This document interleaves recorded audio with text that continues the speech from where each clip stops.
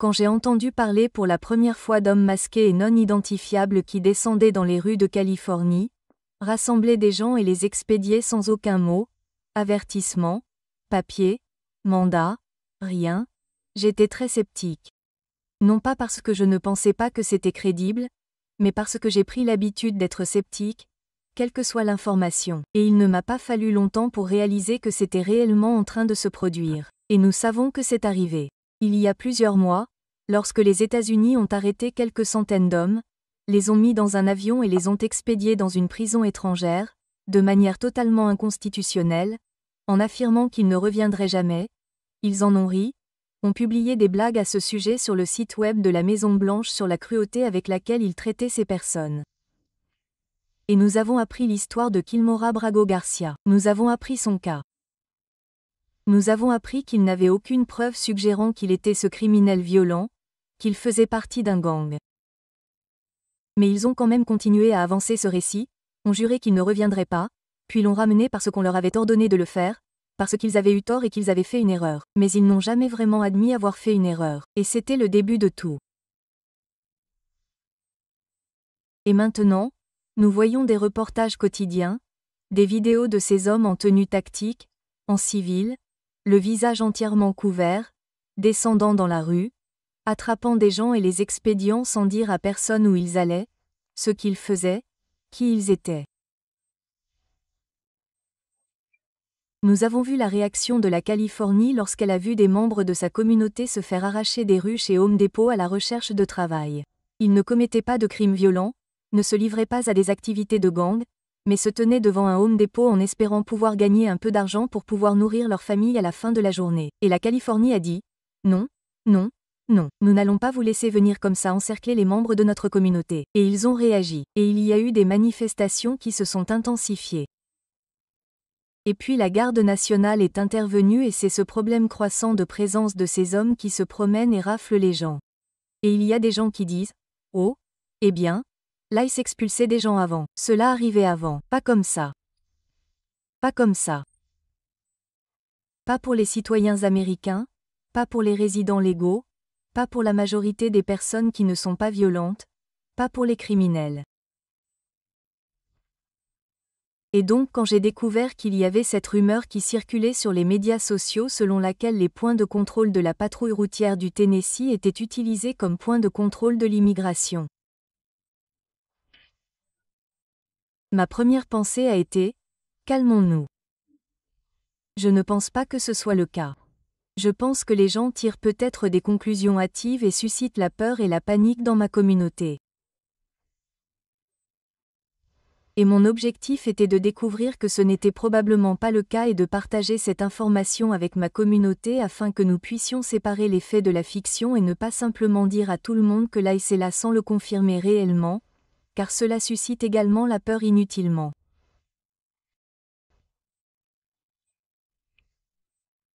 J'ai donc cherché sur Google THP, Tennessee Highway Patrol, ICE, et l'un des premiers articles qui est apparu était un article annonçant le partenariat de la Tennessee Highway Patrol avec l'ICE en mai. Ils l'ont annoncé publiquement, ils ne le cachent pas. C'est connu. Et ce qui m'a incité à faire cette vidéo au lieu de continuer à garder l'information secrète, c'est que j'ai vu des habitants locaux échanger des commentaires sur les réseaux sociaux. Une personne parlait de la présence de glace dans notre communauté avec THP et l'autre personne répondait en disant que ce n'était absolument pas le cas. La Tennessee Highway Patrol veille à la sécurité sur la route. Elle ne travaille pas avec les services de l'immigration. Elle ne fait aucune forme de contrôle de l'immigration. Elle a dit « Je peux vous dire avec une certitude absolue que cela n'arrive pas. Cette personne habite dans cette région, je suppose, et elle pourrait facilement faire une recherche sur Google pour voir que THP s'est associé à l'ICE. Mais au lieu de faire cela, elle s'est fait une opinion et dit partout « Je suis absolument certain que ce n'est pas vrai. » Et même si nous devons faire attention à ne pas partager des informations qui pourraient être préjudiciables si elles ne sont pas vraies et susciter l'inquiétude et la peur sans raison, nous avons également la responsabilité de ne pas simplement nous taire et dire que ces choses n'arrivent pas, qu'elles ne sont pas vraies, alors que nous ne l'avons pas vérifié nous-mêmes.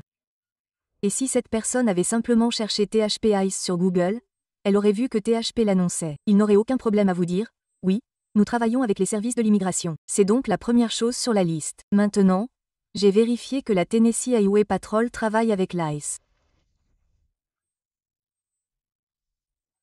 J'ai donc creusé un peu plus et j'ai découvert que le mois dernier à Nashville, une femme rentrait chez elle en voiture avec son mari, un immigrant sans papier. Elle est citoyenne américaine. Il était sur le siège passager et elle conduisait. Et ils ont passé un contrôle de la patrouille routière pour conduite en état d'ivresse. Et au début, ils lui ont dit qu'elle était libre de partir. Et puis ils lui ont fait signe de venir, ont arrêté la voiture, ont fait sortir son mari du véhicule, l'ont arrêté et l'ont renvoyé dans un pays où il n'avait pas vécu depuis 25 ans. Je n'aurais jamais imaginé qu'il serait parti. Je me suis dit que tout irait bien. Je me suis dit qu'ils cherchaient des criminels comme Trump l'avait dit. Je me suis dit qu'ils allaient vérifier son nom, vérifier qu'il n'était pas un criminel, et c'était tout. Je ne pensais pas qu'il serait un jour arrêté par l'ICE. Ils n'ont pas laissé Chelsea lui dire au revoir, et elle n'a pas eu de ses nouvelles pendant une semaine. Cette nuit-là, dit-elle, pour la première fois, leurs enfants sont allés se coucher sans leur père. Eh bien, il n'a jamais été loin d'eux, même pas une nuit. Pas une seule nuit. Pas une seule nuit. Ce n'est pas quelqu'un qui sort, fait la fête ou fait des trucs de fou. C'est un homme de famille qui va au travail, rentre à la maison et s'occupe de sa famille. C'était aussi un homme qui a encouragé sa femme à obtenir son diplôme d'études secondaires et qui l'a soutenue pendant qu'elle allait à l'école pour devenir infirmière. Il était mon plus grand soutien. Je perds tout. Tout ce que je possède, tout. J'ai travaillé si dur pour tout avoir. Il a une vie bien établie, une famille, il a des enfants à la maison et sa femme est enceinte. Il est le seul à subvenir aux besoins de la famille, et il subvient à leurs besoins. Il n'a aucun casier judiciaire. Son seul crime est d'être venu ici légalement de l'autre côté de la frontière et de n'avoir jamais obtenu la citoyenneté.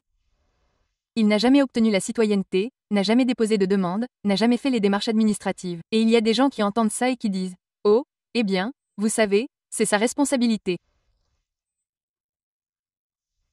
Et je dois vous dire que si vous ne tenez pas compte du fait que les gens viennent ici et restent parce qu'ils ont besoin d'une vie meilleure, ils essaient de gagner de l'argent, ils essaient de subvenir aux besoins de leur famille, et ils sont pauvres, ils sont fauchés, ils n'ont pas d'argent, et puis nous voulons leur faire payer des milliers et des milliers de dollars pour qu'ils deviennent légaux, de l'argent qu'ils n'ont pas.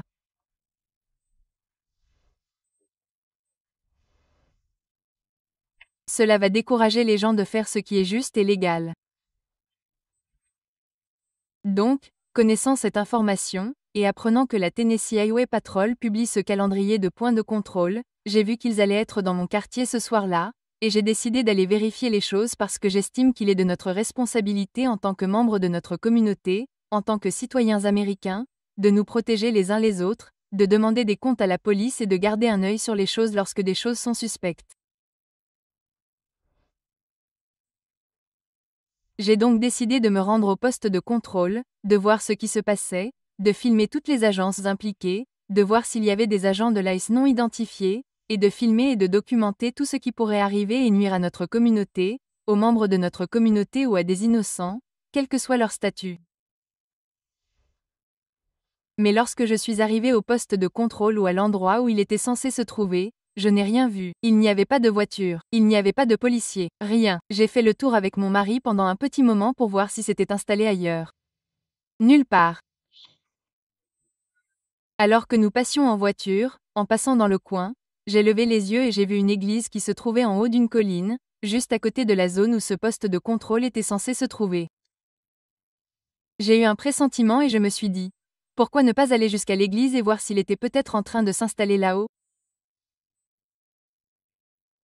J'ai vu un parking d'église rempli de véhicules de la Tennessee Highway Patrol, de véhicules de la police locale et de plusieurs SUV et camions banalisés.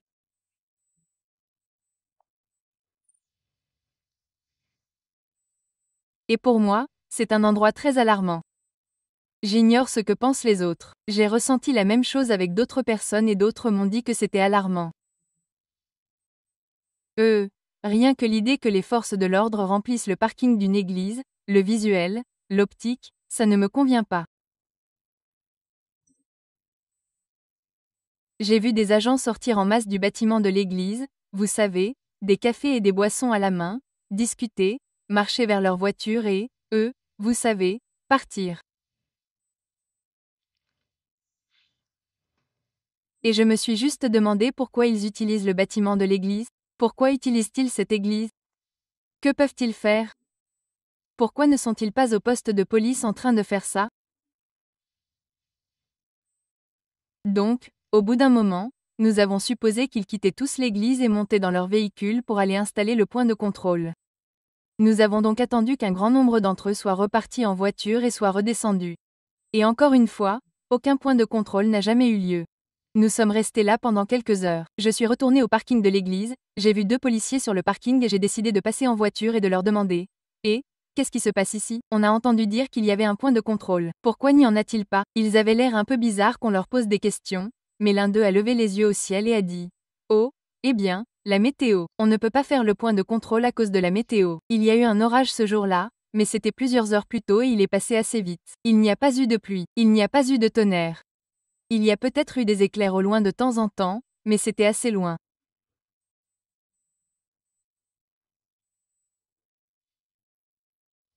J'ai décidé de contacter les personnes concernées afin d'obtenir les informations dont j'avais besoin, car si, en fait, la Tennessee Highway Patrol s'associait à l'ICE, et qu'elle amenait l'ICE à ses points de contrôle, et qu'elle utilisait un bâtiment d'église je ne sais pas, pour mettre en place son opération, parler du plan, de la mise en scène, peu importe ce qu'elle pourrait faire dans la communauté concernant l'application des lois sur l'immigration.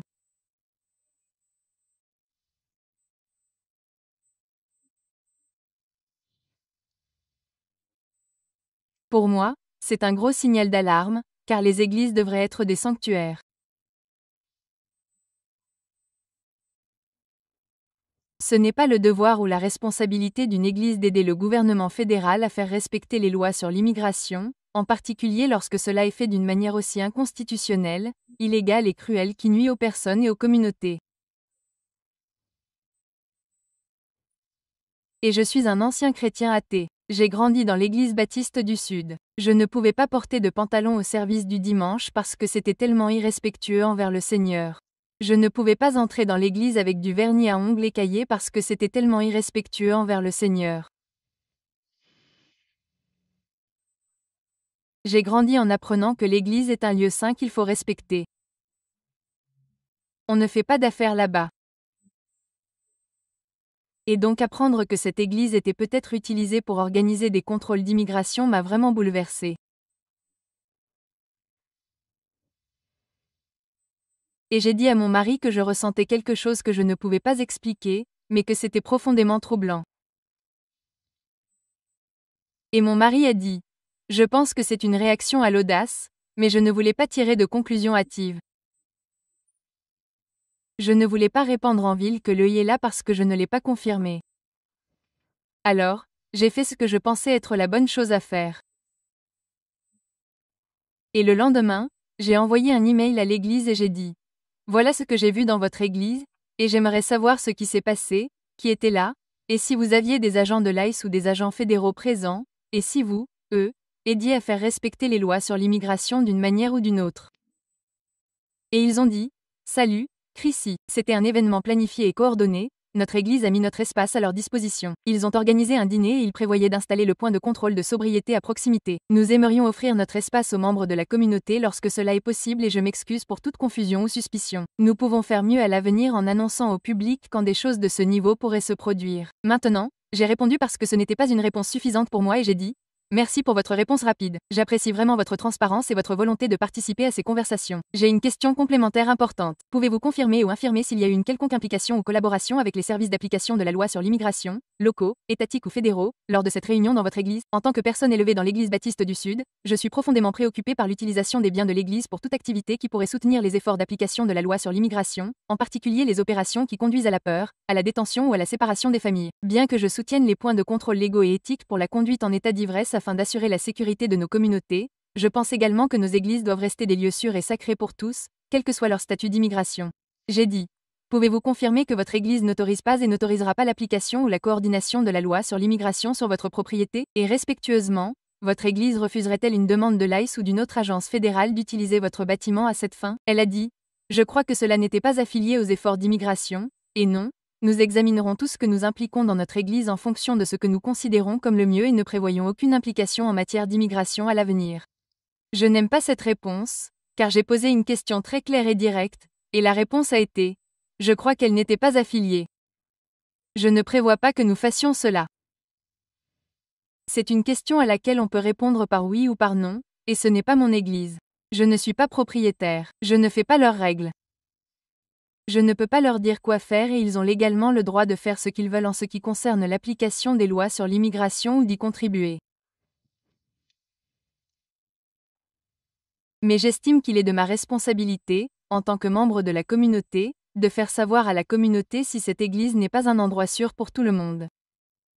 J'ai appelé la police locale, j'ai appelé le service de police de Johnson City et la patrouille routière du Tennessee. Je n'ai pas réussi à joindre la police locale ni la patrouille routière du Tennessee.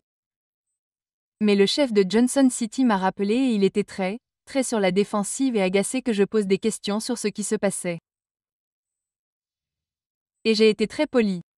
J'ai été très gentil. Je lui ai fait savoir que des membres de notre communauté étaient préoccupés par ce partenariat avec l'ICE, et nous voulions savoir si cela en particulier concernait cette personne. Le point de contrôle avait la présence d'agents fédéraux de l'ICE.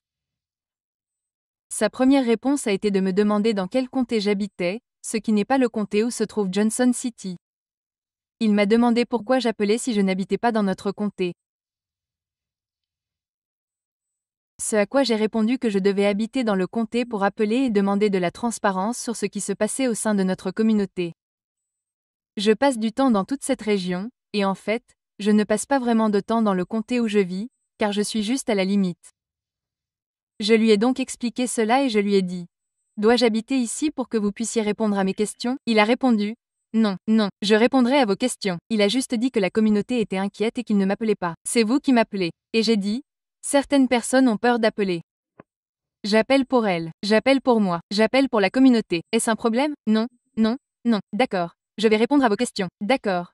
Super. J'ai donc posé mes questions. Il a affirmé qu'il s'agissait d'un contrôle routier pour conduite en état d'ivresse et qu'il n'y avait pas d'agents fédéraux, et c'était tout.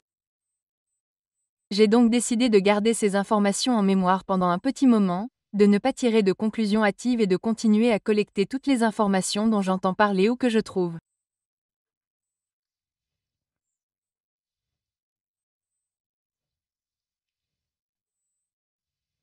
La semaine dernière, j'ai enregistré une flotte de véhicules commerciaux avec des plaques commerciales, des vitres noircies, des camions blancs et des SUV dans ma région, tous roulant ensemble sur des routes secondaires.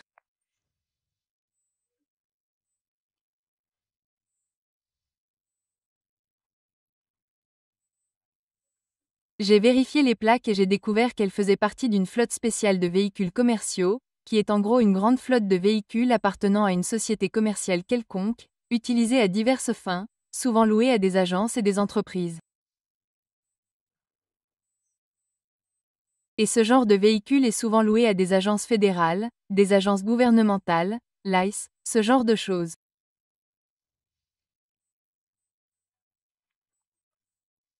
Donc, quand j'ai vu que ce groupe de véhicules a l'air très suspect avec des plaques suspectes roulées ensemble, vous savez, peu de temps après avoir entendu parler de la présence de glace dans notre communauté, j'ai décidé de voir où ils allaient et ils ont tous voyagé ensemble à l'arrière. Ils ont emprunté l'autoroute ensemble. Je les ai perdus de vue en bas d'une colline juste avant une sortie à Morriston. La veille, il y avait eu d'autres contrôles pour conduite en état d'ivresse dans notre région.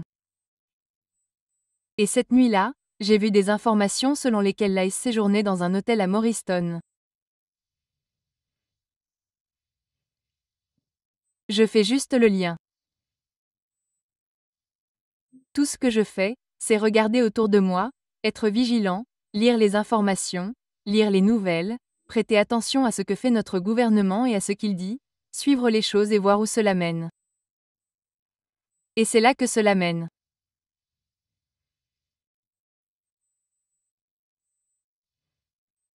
De plus, Marsha Blackburn publie constamment des articles sur les efforts de l'ICE, les félicite, se déguisent en elles et travaillent très dur pour normaliser leur présence dans notre État et dans notre région.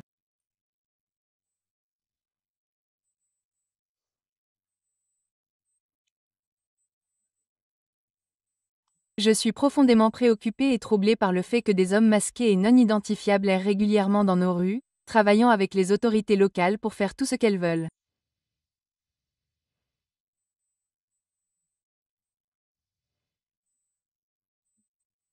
Détenir des personnes sans mandat et les arrêter, terroriser les villes, nous surveiller, nous surveiller.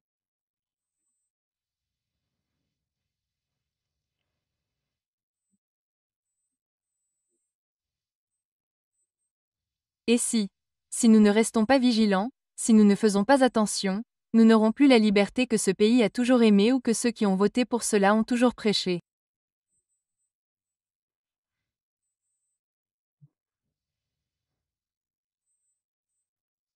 Nous ne sommes pas libres lorsque ces groupes d'agences fédérales, ou nous ne savons même pas qu'il s'agit d'agences fédérales, sont juste des groupes d'hommes qui se promènent et kidnappent des gens dans les rues. Vous pouvez dire que c'est la police, vous pouvez dire que c'est pour le contrôle de l'immigration. Mais comment suis-je censé savoir si je vois un groupe d'hommes masqués et en tenue tactique sauter d'un véhicule et ramasser quelqu'un dans la rue? Comment suis-je censé savoir si c'est la police ou si je dois appeler la police parce que j'ai vu quelqu'un se faire kidnapper? Ce problème ne touche pas que les criminels endurcis. Je ne me soucie pas seulement des problèmes qui me concernent, et en fait, la plupart des choses qui se passent en ce moment ne me concernent pas directement. Je suis très protégée de beaucoup de ces choses, mais je m'exprime parce que je sais que d'autres personnes seront blessées. Mais cela nous concerne tous. Chacun d'entre nous. Personne aux États-Unis. Peu importe à quel point vous êtes MAGA, peu importe à quel point vous êtes blanc, peu importe à quel point vous êtes chrétien. Si les hommes peuvent simplement porter un équipement tactique, mettre un masque, sortir dans la rue et kidnapper qui ils veulent, nous ne sommes pas libres et personne n'est en sécurité. Et les rapports sont de plus en plus graves. Il existe des vidéos de personnes se faisant tabasser par ces personnes dans la rue. Il existe des rapports de personnes qui se déguisent en agents de l'ICE et se font passer pour eux, commettant des crimes, kidnappant des gens, volant des gens.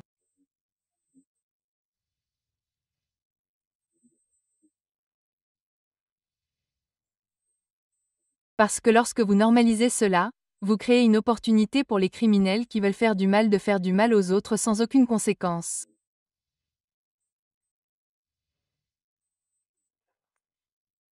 Je dis que je suis protégé et que je suis privilégié, mais je veux aussi préciser que je vis avec beaucoup de paranoïa. Et je ne dis pas que je suis toujours paranoïaque. J'essaie de rester très terre à terre et j'essaie aussi vraiment de rester concentré et courageux. Mais je veux être clair. Je ne suis pas quelqu'un qui est favorable à la politique de notre État et à notre gouvernement. Fonctionnaires fédéraux, locaux, étatiques. J'ai la réputation dans ma ville de causer de bons ennuis. Certains pourraient appeler ça de mauvais ennuis, mais moi, je dis ça de bons ennuis. J'ai crié sur ma députée dans une mairie et j'ai été expulsé par la police. Je passe du temps près de son bureau, parfois tout seul, avec une pancarte pour faire savoir aux gens qu'elle profite de la guerre. En plus de ça, je suis franc sur ma position sur la religion et le christianisme, le nationalisme chrétien. J'ai une chaîne YouTube. Les gens savent qui je suis. La police du quartier où je vis sait qui je suis. Les habitants qui ne m'aiment vraiment pas savent qui je suis. C'est une position dangereuse. Tout peut arriver, surtout dans une ville ou dans une zone où les services de police sont sous le feu des projecteurs pour leur corruption.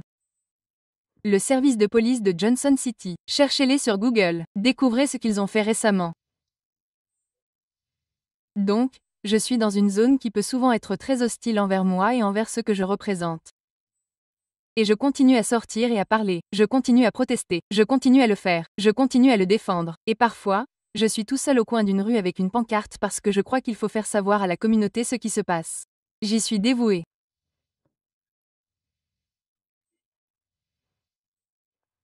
Donc, le fait qu'ils puissent envoyer cette police secrète dans le monde pour faire ce qu'ils veulent.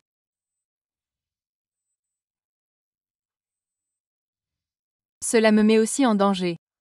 Je suis affecté. Et je ne parle pas seulement parce que je suis affecté, mais j'ai besoin que les gens comprennent que les gens qui me ressemblent sont en danger.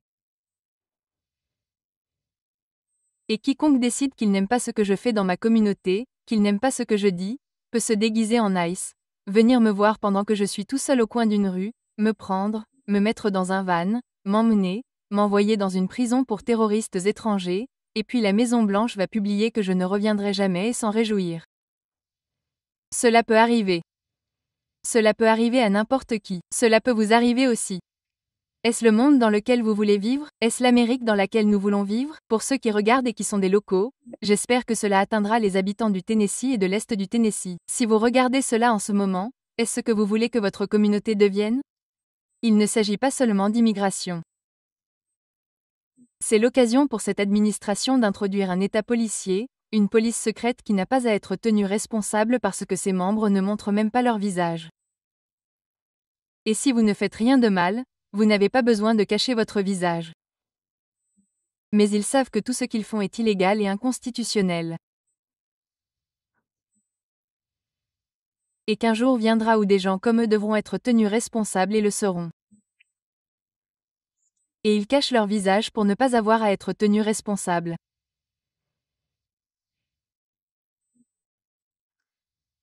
Je vous encourage vivement à vous renseigner sur l'histoire de la police secrète, sur son utilisation, sur ce qu'elle a fait et sur la manière dont elle a traité les gens.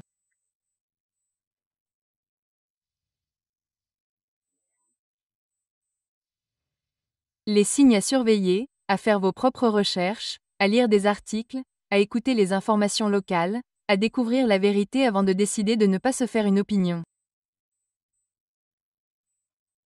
Et si vous pensez que nous sommes à l'abri? Si vous ne comprenez pas ce qui s'est passé en Allemagne, vous vivez dans une bulle.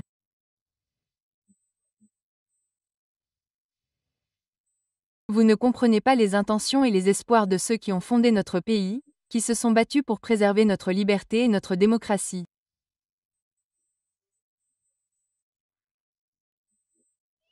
Vous ne les écoutez pas. Vous ne savez pas ce qu'ils nous ont dit que nous devions faire pour conserver cette liberté. On ne vous donne pas la liberté et on ne reste pas assis à dire « Oh, eh bien, nous avons notre liberté, nous sommes bons, nous n'avons pas à nous inquiéter qu'elle nous soit retirée. » Non. Vous gardez un œil sur votre gouvernement, vous gardez un œil sur vos autorités et vous vous assurez que cette liberté est constamment préservée et défendue. Et dès que vous voyez qu'elle commence à vous échapper, vous travaillez et vous faites tout ce que vous pouvez pour la saisir et vous assurer de ne pas la perdre. Et je vous demande d'être vigilant. Je vous demande de faire vos propres recherches sur l'ICE dans votre région et de savoir si vos autorités locales s'associent à l'ICE. Appelez vos autorités locales. Tenez-les responsables. Vous avez le droit de surveiller la police. Vous avez le droit de la tenir responsable. Vous avez le droit de l'appeler et de dire « Que se passe-t-il » Vous avez le droit de suivre les agents de l'ICE lorsque vous les voyez. Ne le faites pas de manière dangereuse. Ne désobéissez pas au code de la route. Vous pouvez vous présenter où qu'ils soient et documenter ce qu'ils font. Les enregistrer. Prendre des photos. Prenez des photos de leur plaque d'immatriculation, de leur véhicule, de tout élément permettant de les identifier. Zoomez sur leurs yeux et notez leur couleur. Recherchez les marques, les cicatrices, les poils sur le visage. Et je ne dis pas que vous devez prendre ces photos et les diffuser sur Internet en disant que l'ICE est là, mais documentez-les, regardez-les et faites-leur savoir que nous les voyons. Nous savons ce qui se passe. Tous les gens que cette administration déteste et dont elle a dit que nous devions libérer la société, ils ont dit cela. Ils ont dit que nous devions libérer notre société de gens comme moi. Que pensez-vous que ce langage signifie? Comment pensez-vous que les gens prennent cela lorsqu'ils entendent le gouvernement qu'ils soutiennent dire « Oh mon Dieu, ces socialistes démocrates radicaux, nous devons nous libérer d'eux. » Comment vont-ils me regarder?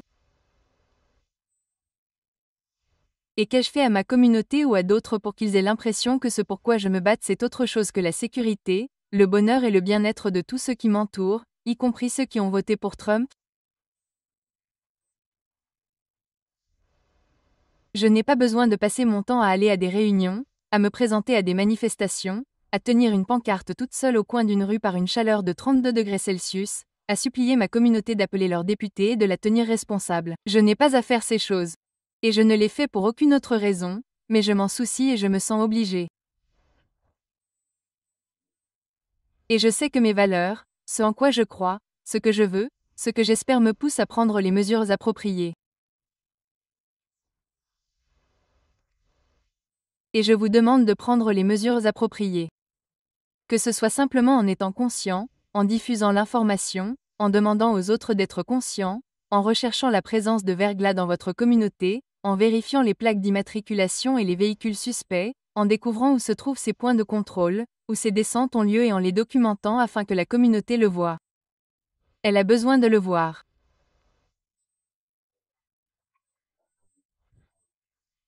Et il y aura des moments où un criminel endurci sans papier sera arrêté par l'ICE et utilisé comme un exemple de la raison pour laquelle c'est une bonne chose. Il y aura ces moments-là, je vous le promets. Mais être un penseur raisonnable, rationnel et critique signifie que vous ne vous contentez pas de regarder une circonstance et de l'appliquer à tout le reste et que vous ne faites pas de suppositions. Vous comprenez qu'il y a des nuances dans cette conversation et que, bien que oui, certains criminels aient été retirés des rues, et je pense que c'est une très bonne chose. À quel prix ?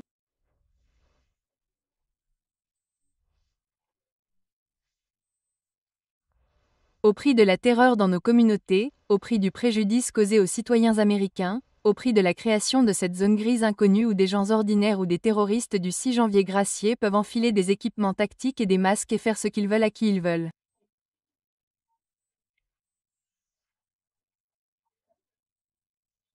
Et parce que c'est devenu la norme, parce que certaines personnes pensent qu'il s'agit simplement de rassembler les criminels et de nous protéger, elles ne vont pas sourciller. Que si j'étais renvoyé et que le gouvernement vous disait, eh bien, c'est une criminelle endurcie, c'est une mauvaise personne, elle a fait ABC, nous n'avons aucune preuve de cela, mais ne vous inquiétez pas, nous sommes la police, nous pouvons le faire, c'est normalisé pour les gens, et les gens vont se dire, oh, d'accord, eh bien, vous savez, je suppose qu'elle a eu ce qu'elle méritait, la fenêtre d'Overton, nous en avons parlé, ils l'étendent, ils la normalisent. Ils vous habituent lentement à des choses avec lesquelles vous n'auriez pas été d'accord dans le passé, de sorte qu'au moment où quelque chose de grave arrive, vous ne faites rien parce que vous n'êtes pas informé ou que vous êtes apathique.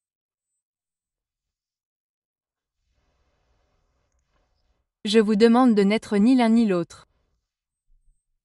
Vous ne réglez pas le problème qu'ils disent que nous avons avec l'immigration. Vous ne le réglez pas en faisant peur aux gens de faire ce qu'il faut et d'aller au tribunal pour obtenir leurs papiers. On ne peut pas y parvenir en terrifiant nos communautés immigrées à l'idée de quitter leur domicile.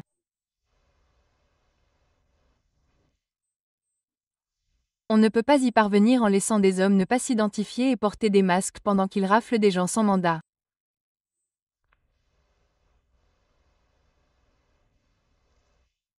C'est comme ça qu'on crée la terreur et la panique et qu'on instille la peur chez les gens. Ils veulent qu'on ait peur.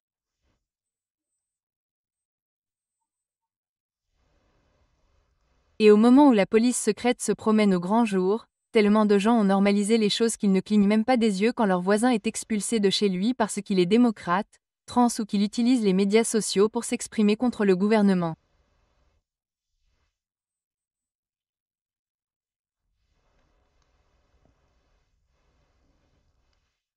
Ne laissez pas le GOP vous convaincre que ce qu'il fait est normal et ne réagissez pas comme si c'était normal.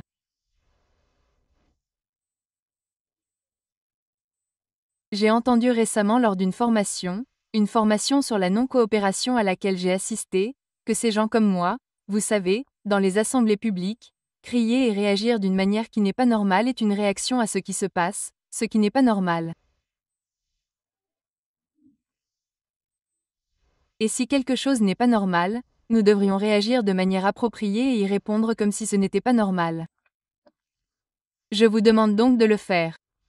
Sortez de votre zone de confort. Gardez un œil sur votre communauté. Documentez tout. Restez ancrés et ancrés dans la réalité. Vérifiez tout. Remettez tout en question. Et faites tout ce que vous pouvez pour préserver notre République.